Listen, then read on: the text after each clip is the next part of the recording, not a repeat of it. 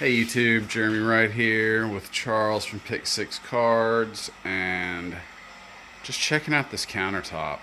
This was faux stone, just poured over the last hour or so, and yeah, looks pretty darn good. This is an epoxy finish, and a little bit of artistry, but I'm looking now to see, is it really smooth? Is it really flat? Looks pretty good.